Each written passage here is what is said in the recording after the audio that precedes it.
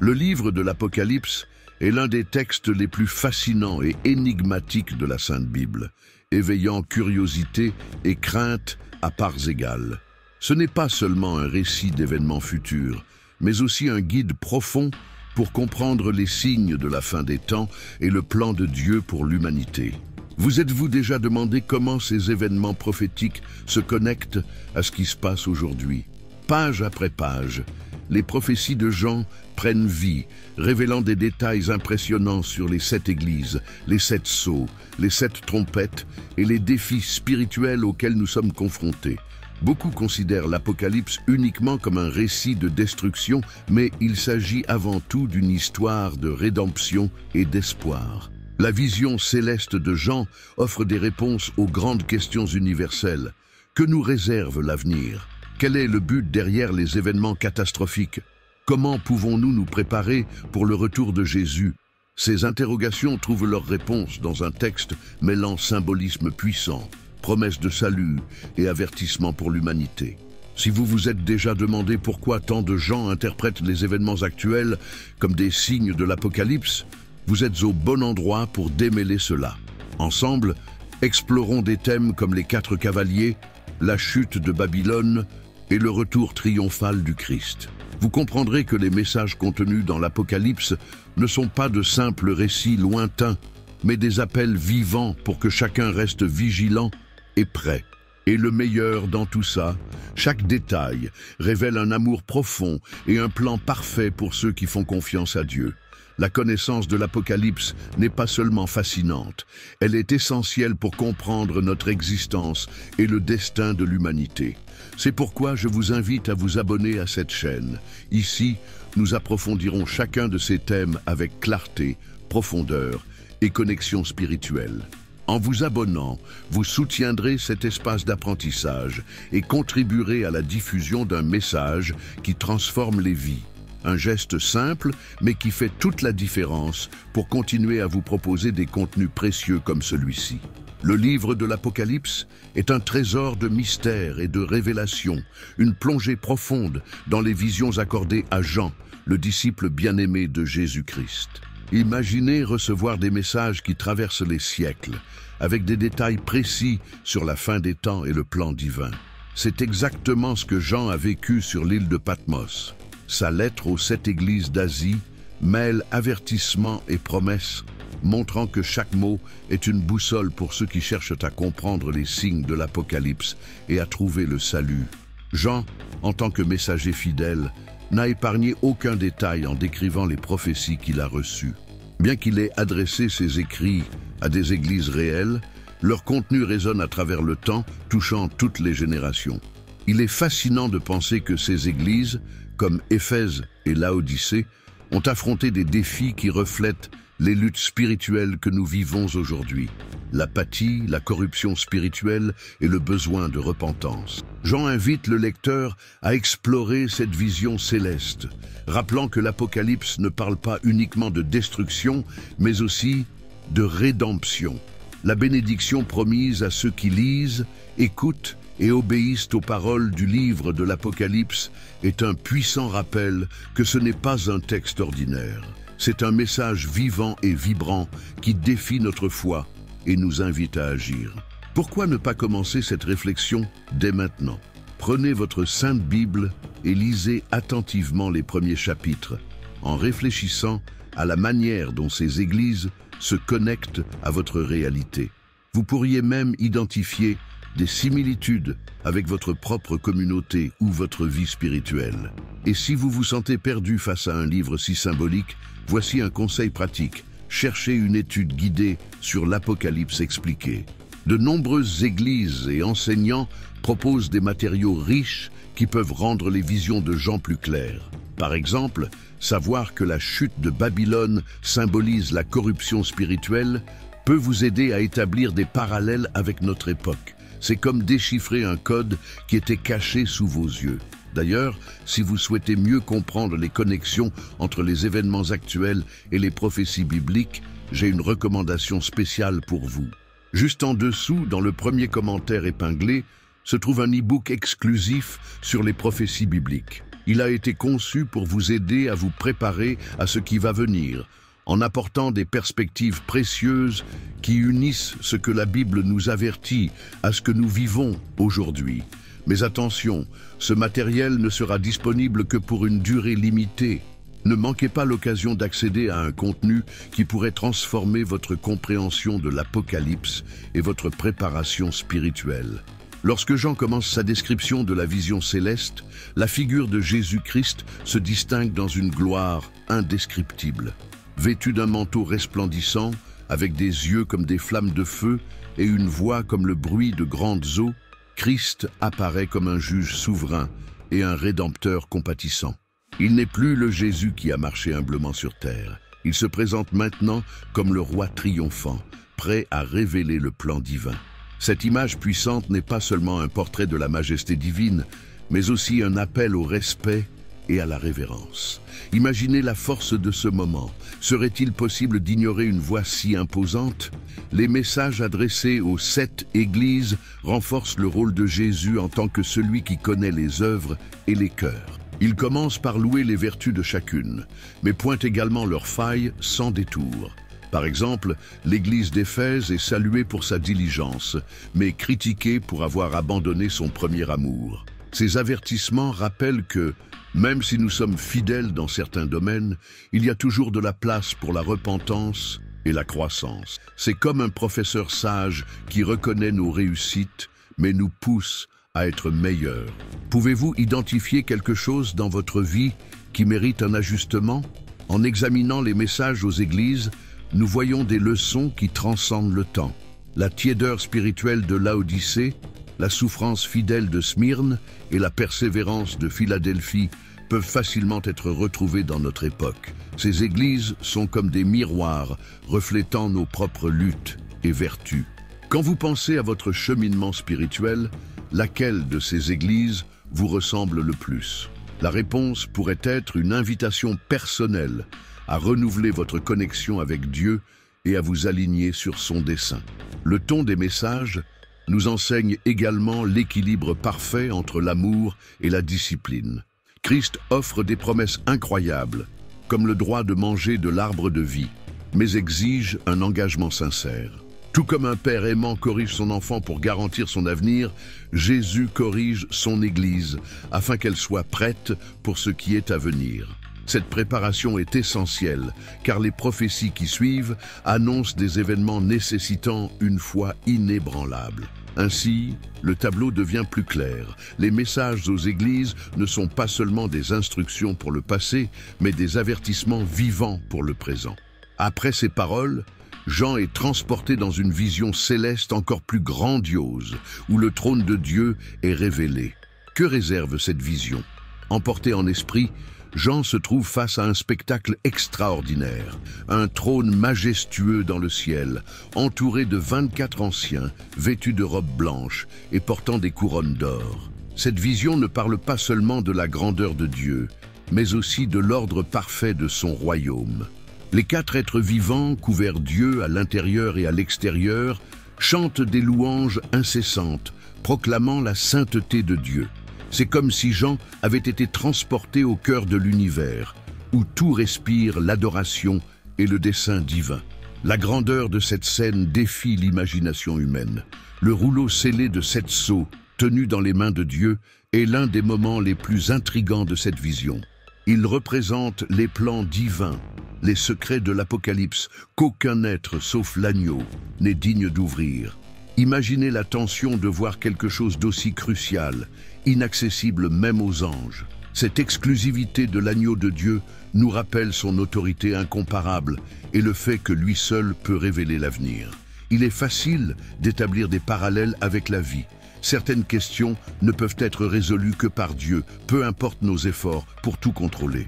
Les 24 anciens et les êtres vivants nous enseignent l'importance de l'adoration constante. Leurs actions nous rappellent que, malgré le chaos qui nous entoure, il existe un trône immuable qui gouverne tout.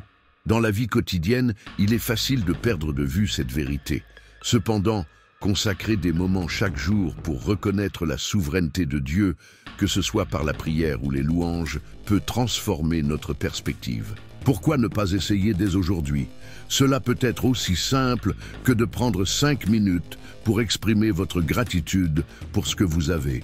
Chaque détail de cette vision céleste pointe vers la centralité de l'agneau de Dieu, prêt à ouvrir les 7 sceaux. Avant cela, la scène ressemble à une orchestration divine, avec chaque élément en parfaite harmonie. Jean nous présente cette vision comme une invitation à réfléchir sur notre propre relation avec le trône de Dieu et sur notre connexion à son dessein. Quelle serait votre réaction face à une scène aussi grandiose? Cela éveille-t-il en vous un désir de connexion spirituelle plus profonde? D'ailleurs, en explorant ensemble ces révélations, je tiens à connaître votre avis. Quelle partie de cette vision céleste vous a le plus marqué? Partagez vos réflexions dans les commentaires. Vos interprétations enrichissent cet espace et renforcent nos échanges. Après tout, chaque réflexion a une valeur unique et votre contribution est essentielle pour nous aider à grandir ensemble dans cette compréhension. Le moment où l'agneau commence à ouvrir les 7 sceaux est empreint d'une tension presque palpable. Chaque sceau brise une couche du plan divin, révélant des événements qui façonneront le destin de l'humanité. Les 4 cavaliers sont les premiers à émerger. Le cheval blanc, symbole de conquête, le rouge, apportant la guerre, le noir, représentant la famine, et le pâle jaune, associé à la mort. Ces cavaliers ne sont pas de simples figures symboliques, mais des représentations de force qui ont déjà façonné et continueront à influencer l'histoire. Ils nous rappellent que, tandis que le plan de Dieu se déploie, l'humanité fait face à des défis intenses. La vision des martyrs sous l'autel au 5e sceau nous offre une perspective d'espoir et de persévérance. Ces martyrs réclament justice et Dieu leur promet que leur patience sera récompensée au moment opportun. C'est une leçon puissante pour aujourd'hui. Au milieu de la bataille spirituelle, nous sommes appelés à faire confiance au timing parfait de Dieu. Imaginez un groupe de personnes ayant persévéré face aux plus grandes adversités, gardant leur foi intacte. Cette image nous pousse à évaluer comment nous affrontons nos propres épreuves. Lorsque le 6e sceau est ouvert, les perturbations cosmiques ébranlent la Terre. Le soleil s'obscurcit, la lune devient comme du sang et les étoiles tombent du ciel, symbolisant l'imminence de la colère de Dieu. Ces signes de l'Apocalypse sont un avertissement pour tous, du plus humble au plus puissant. Le message est clair, personne n'échappe au jugement divin. Cela nous rappelle que nos actions et nos décisions ont des conséquences éternelles, ce qui doit nous inciter à réfléchir plus profondément à la manière dont nous vivons. Chaque événement déclenché par les sceaux montre combien l'Apocalypse décrite par Jean est aussi pertinente aujourd'hui qu'au moment de sa vision. Des conflits mondiaux aux crises qui affectent notre quotidien. Il est facile de percevoir les échos de ces prophéties dans notre monde actuel. Elles ne sont pas de simples histoires lointaines, mais une lentille à travers laquelle nous pouvons interpréter les événements catastrophiques qui nous entourent. Comment percevez-vous ces événements dans votre propre vie? Et à mesure que les sceaux sont ouverts, l'histoire progresse vers un point crucial, la protection spéciale de Dieu pour les 144 000 scellés et la vision d'une multitude sauvée. Ce qui est révélé ensuite porte un message d'espoir et de dessein pour tous ceux qui restent fidèles. Après l'ouverture des sceaux, une vision de protection et de rédemption apparaît. Jean décrit comment 144 000 personnes, représentant les tribus d'Israël, sont scellées par Dieu. Ce sceau est un symbole de protection divine, garantissant que, même au milieu des événements les plus catastrophiques, ceux qui appartiennent à Dieu ne seront pas oubliés. C'est une scène qui nous rappelle que même dans les moments les plus difficiles, il y a une sécurité pour ceux qui font confiance au plan de Dieu. Pensez à combien l'idée d'un sceau protecteur peut apporter du réconfort face aux nombreuses incertitudes que nous affrontons aujourd'hui. Peu après, Jean voit une multitude innombrable de toutes les nations, tribus, peuples et langues, adorant devant le trône de Dieu et de l'agneau. Cette vision transcende toutes les barrières humaines, montrant que le salut est accessible à tous ceux qui ont lavé leurs robes dans le sang de l'agneau.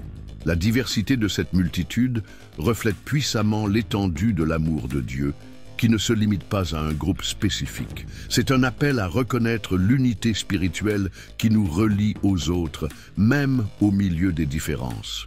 Ces deux images, les 144 000 scellés et la multitude sauvée, véhiculent un message double. Dieu protège ceux qui l'appellent et ouvre également les portes à tous ceux qui se repentent et recherchent le salut. Dans un monde qui divise souvent les gens en fonction de leurs origines ou de leurs choix, cette vision nous enseigne la valeur de l'inclusion et de l'accueil. Cela nous invite à réfléchir. Vivons-nous de manière à étendre cette même grâce aux autres? L'adoration de la multitude devant le trône est décrite comme un moment de profonde gratitude et de révérence. Il déclare que le salut appartient à notre Dieu et à l'agneau, reconnaissant que tout ce qu'il possède vient de lui. Ce type de dévotion nous rappelle comment trouver un sens au milieu de l'adversité. Quel genre d'attitude semblable pouvons-nous cultiver dans notre vie quotidienne? Peut-être quelque chose d'aussi simple que de reconnaître nos bénédictions ou de consacrer du temps à la prière et à la méditation. Au fur et à mesure que cette vision se développe, la scène se prépare pour les événements les plus dramatiques de l'Apocalypse. Les 7 trompettes annoncent des désastres encore à venir, montrant que l'histoire est loin d'être terminée. Quelles autres visions Jean aura-t-il en témoignant du déroulement du plan divin? Lorsque les anges commencent à sonner les 7 trompettes, chaque son résonne comme un avertissement solennel de ce qui est à venir. La première trompette apporte la dévastation sur la terre. Un mélange de grêle et de feu détruit un tiers des arbres et toute l'herbe verte. Avec la deuxième trompette, une montagne enflammée est jetée dans la mer, transformant un tiers des eaux en sang.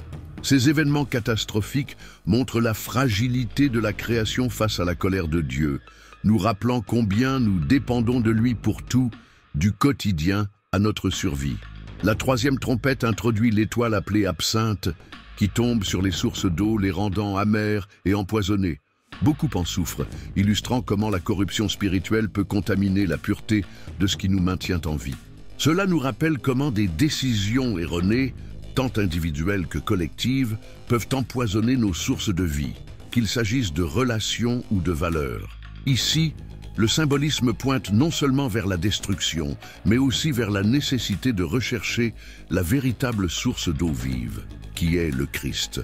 Avec la quatrième trompette, le soleil, la lune et les étoiles perdent un tiers de leur lumière, plongeant le monde dans une obscurité partielle.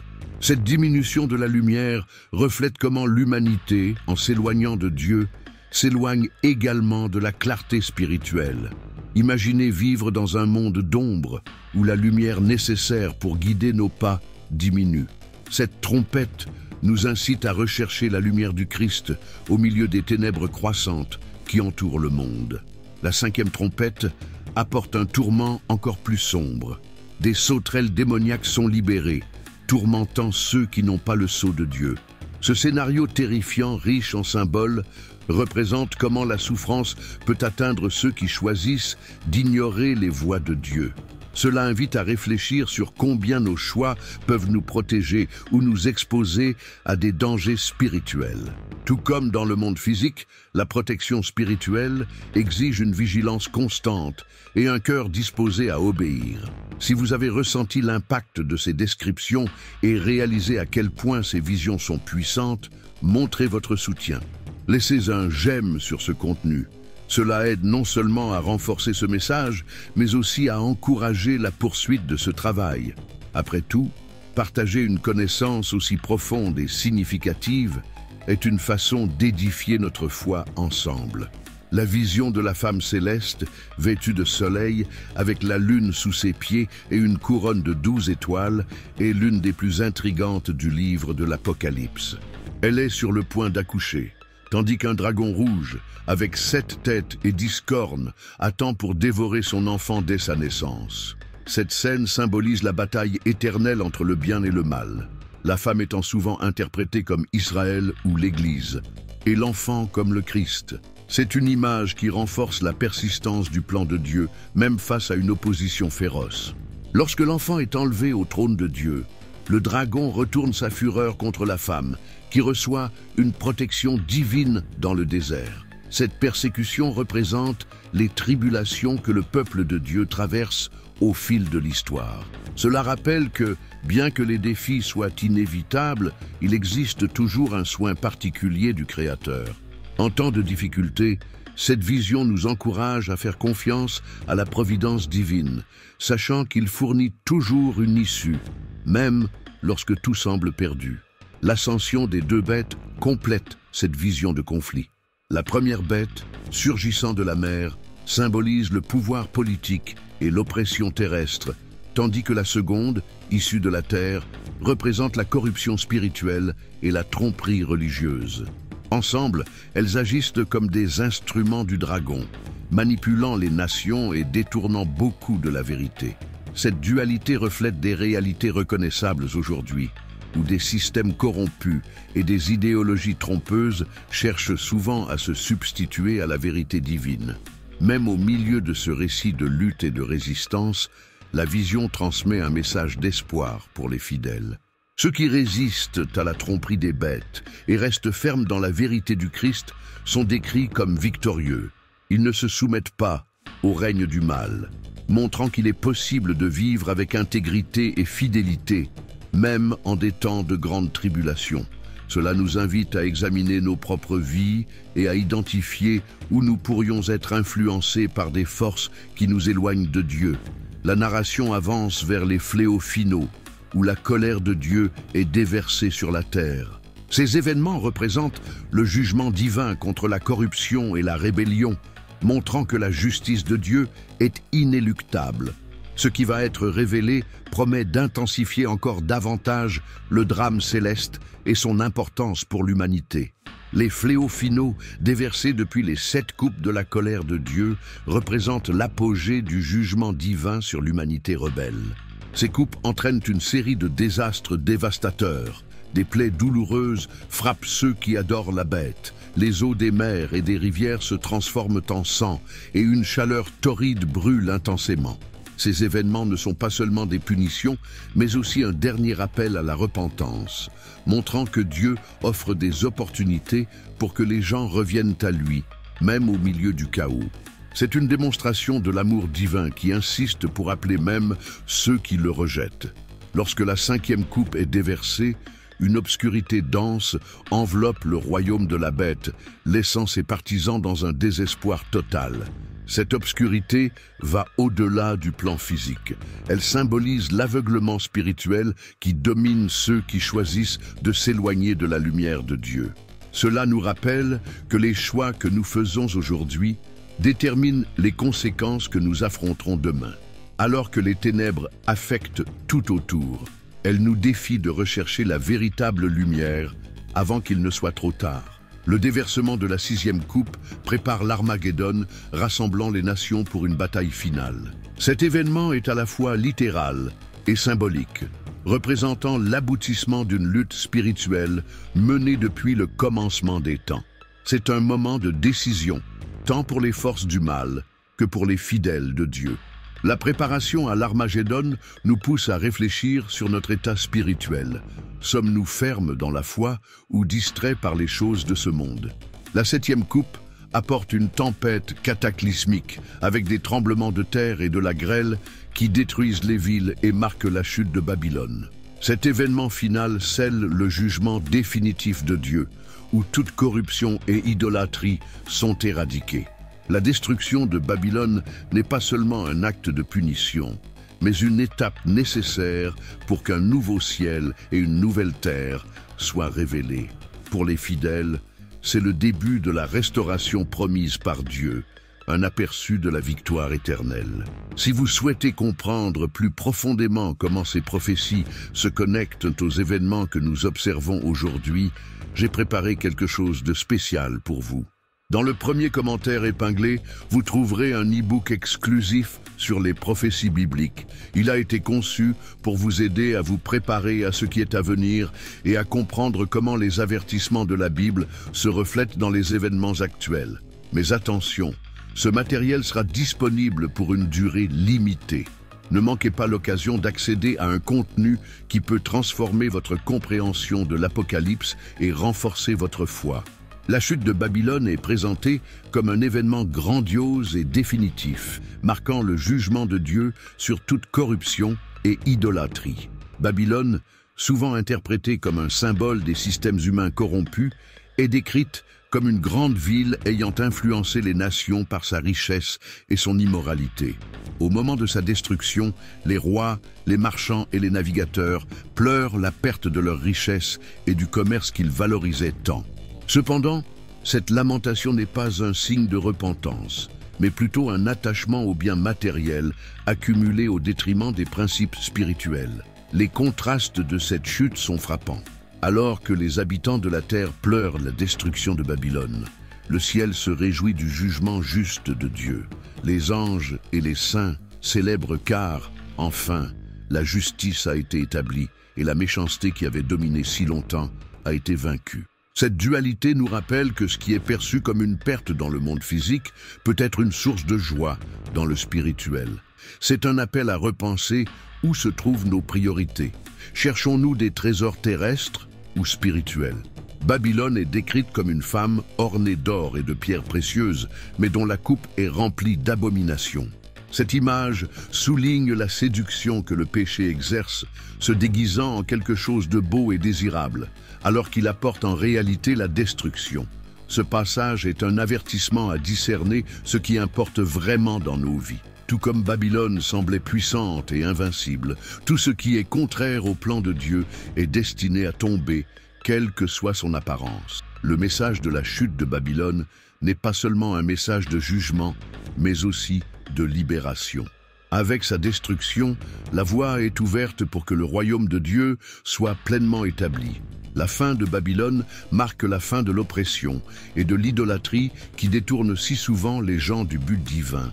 C'est une transition, un tournant dans la narration de l'Apocalypse, pointant vers la restauration à venir. Et, alors que Babylone tombe, les cieux annoncent quelque chose d'encore plus grand, la venue du Christ dans la gloire. Ce qui suit est un moment de célébration et de victoire, marquant le début d'un nouveau chapitre dans l'histoire de l'humanité. Le retour du Christ est le point culminant du livre de l'Apocalypse, où l'espérance des fidèles trouve son accomplissement. Jean décrit Jésus venant comme un guerrier triomphant, monté sur un cheval blanc, avec des yeux comme des flammes de feu et un nom connu de lui seul. Son vêtement est trempé de sang, symbolisant à la fois le sacrifice rédempteur et le jugement qu'il apporte. Il est appelé fidèle et véritable, et avec justice, il juge et combat. Cette scène transcende le symbolisme et exalte la certitude que le bien triomphe sur le mal. L'armée céleste suit le Christ, vêtu de fin lin blanc et pur, représentant la sainteté de ceux qui sont à ses côtés. De sa bouche sort une épée tranchante, avec laquelle il vaincra les nations et régnera avec un sceptre de fer. Ce n'est pas un roi ordinaire, c'est le souverain légitime, venu établir le royaume de Dieu sur la terre. La victoire du Christ n'est pas seulement une conquête militaire, mais aussi une déclaration de son autorité absolue sur toute la création. La justice, enfin, triomphe. Tandis que le Christ vainque les forces du mal, la bête et le faux prophète sont jetés dans le lac de feu. Leurs partisans font face à un jugement, démontrant que personne n'échappe aux conséquences de ses choix. Cette séparation définitive entre les justes et les méchants n'est pas seulement un acte de punition, mais aussi de restauration. L'élimination du mal prépare le chemin pour que la terre et le ciel soient renouvelés, comme une scène purifiée pour que le plan de Dieu s'accomplisse pleinement. Après la victoire, vient le grand jugement devant le trône blanc.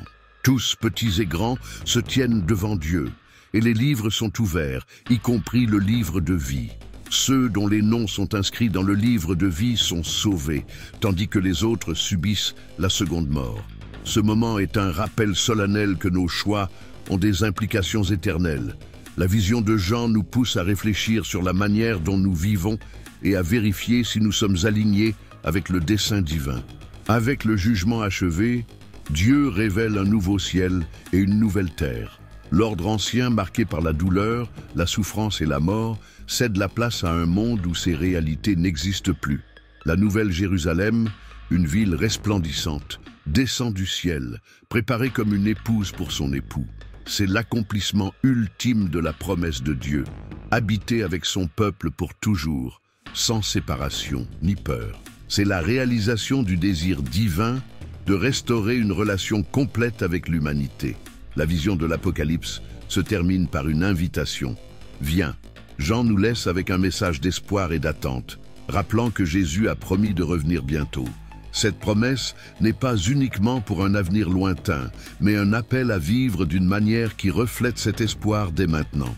L'Apocalypse ne se termine pas par la destruction, mais par le renouveau, montrant que l'histoire écrite par Dieu culmine toujours dans la victoire de l'amour, de la justice et de la rédemption.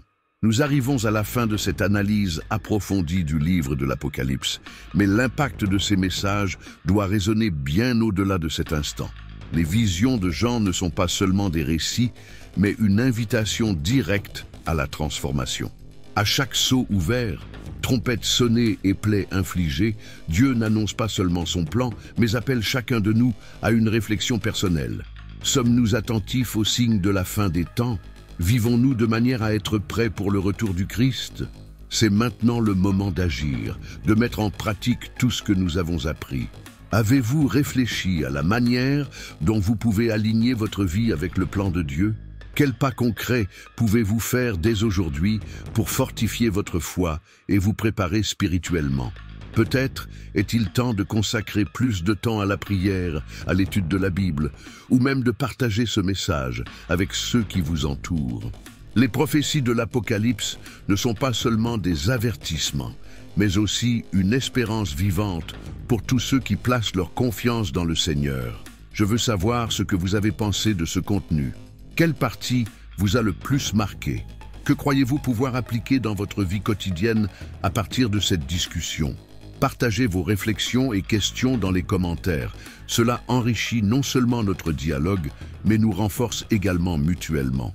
N'oubliez pas que chaque interaction de votre part aide à bâtir une communauté plus engagée et spirituellement connectée. Et bien sûr, si vous souhaitez continuer à apprendre sur l'Apocalypse et d'autres sujets transformateurs, abonnez-vous à la chaîne. Ici, vous trouverez des explications détaillées, des messages édifiants et des outils pratiques pour renforcer votre cheminement spirituel. Ensemble, nous pouvons mieux comprendre les prophéties bibliques et vivre en accord avec le dessein divin.